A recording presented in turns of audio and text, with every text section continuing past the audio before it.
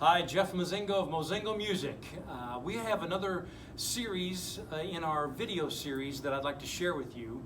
One of our great music educators in the area, Keely Abeln, who's a supporter of Mozingo Music, as well as being very well versed in what's happening nowadays with our music education, is going to share with you some ideas and some things that she has that work for her, that we hope that you will enjoy, that hopefully they can work for you too. Hi, I'm Keely Abeln, and I'm going to talk to you today about some alternate for live performances. Since we are hybrid or virtual and we don't necessarily get to do live performances this year, we're going to look at some ways that we can incorporate project-based learning for students and for directors that can still help celebrate the students' learning. It can help retain students and build community amongst your students, your families, your faculty. When we are doing this, we are not replacing a live concert because we know as musicians nothing will, but we're looking at other ways that we can maybe incorporate some things that we might not have time to get to in the normal school year. These are ways that we can help boost learning in other areas beyond performance. So let's take a look at some of those ways. One of the things we're going to talk about today is using composing and composition as a way to create student learning opportunities. You could do this as simply as going on NoteFlight or any other composing technology that you guys have or are comfortable with. I am not a composer. I was scared to use composing in my classroom. I've tried many different ways, but just letting the kids create rhythms. The younger kids love doing that. They learn how the notes and rhythms work together. My 7th and 8th grade students, I have them create melodies.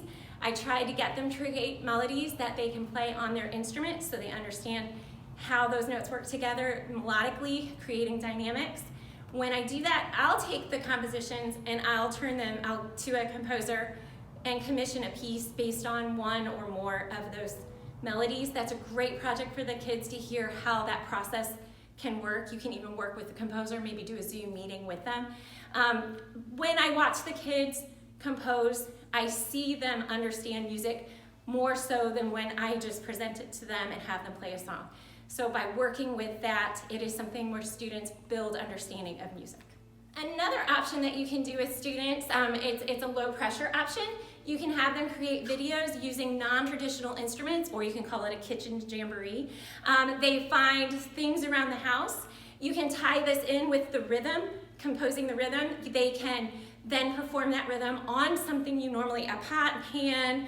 I've had kids use buckets from the garage. I had one kid play a banana.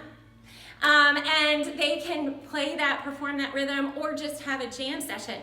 One of the ways I used this was they got bonus points if they incorporated family members, and I saw whole families play music together, and they left with smiles on their face at the end of the videos. I took the videos and I put them together in a compilation video. There's a couple of places you could do this. iMovie and WeVideo. I am not technology based, but I found that WeVideo was really easy to learn. Within 1 hour of watching YouTube videos, I was able to put together a movie. There's background music, you can add different parts. Highly suggest that outlet for watching and putting together student compilations. So have fun with that. The kids had a blast, the parents had a blast, and that built a lot of community with the families.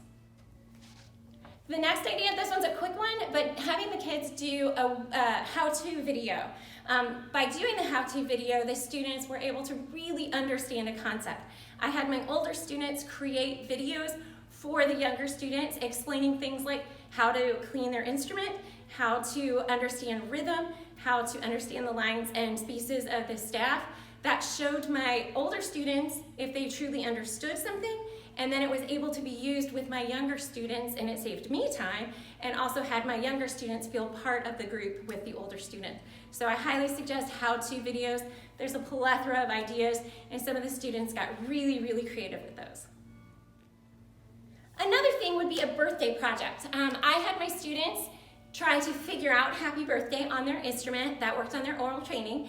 You could also just teach them happy birthday. If they create the videos, you can then compile all those videos and then send them out to staff members, administration, teachers within your building, and what an awesome way for you to promote your program within the building community by having someone open their email first thing on their birthday and they get a live performance or a performance of Happy Birthday. The next idea was a long-term idea, and this came about from Jennifer Darty and I talking about how can we have an end of the semester performance at the end of the original quarantine. And that was to come up with a couch concert. And in the couch concert, we had students plan a concert on their own with some criteria that I'll talk about in a second. We had our students perform them, but you could just have them plan the concert. If you have them plan the concert, it gets them to explore different options that are out there in music. That sometimes gets them to want to hear more and play more in the future because they hear songs that they didn't know were out there. We use the format of something old, something new, something borrowed, and something blue. Old, I had composers who were born before 1900. New was after 1900. Double check the students, sometimes they try and get away with stuff. Borrowed was something that was an arrangement of another piece. That's where kids fit in a lot of the songs that they would consider popular songs, but I was okay with that. And then doing something that was blue was a slow song or jazz. We had our kids perform them for their family and then turn in a video. Some students chose to go live with it, and they did a Facebook Live presentation through their parents' Facebook page. So that was a nice one. I ended up taking the videos and compiling the videos into one long performance for each grade level, again, using WeVideo. And it was a fun way to celebrate the end of our school year. Another quick one is a porch performance. So it was another way to celebrate what the students had already done. So we took them on the road, is what I called it. And you just go outside to your front porch or you go to your back deck, set a date and set a time between the hours of 6 and 8. Go make music in your neighborhood. So the kids went outside. Again, they sent pictures and videos of what they did, put them together and shared that with the school community. Do make sure with all of these videos and pictures that the students are on the list where it's okay to share their videos. That was one of the mistakes I made. It was very time consuming. So do make sure, double check that list so you don't have to send emails out to get verification. Also, when you are collecting videos, make sure those videos, you have a set way that the students are sending them in. I messed up and had it coming from 3 different places, and it was tough making sure that every student was compiled into the same place. So I would set that as the parameter of make sure that they know where the video needs to go. Also set that performance expectation just like you normally would.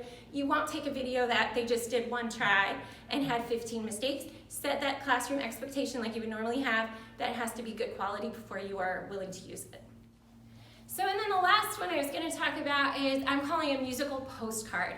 This is something where the students can create this at home, or again, they can submit a video if you want to have a little bit more control over it. But having an outlet for these musical postcards to go. So we are going to do one, since we do not have a Veterans Day concert, we're going to do one where we learn all of the songs of all of the armed forces and then send them out to Honor Flight or a veteran organization, contact them first, and then create these postcards that they can then disperse. Again, make sure you have everything in order for it being able to share any student information. You can also turn it into just audio. So that is an idea. You can use it for Halloween, have the kids dress up in concerts and play scary songs. You can use it at the holiday time, but the musical postcards are a way, just again, a quick way, an easy way for you to share these performances of the students.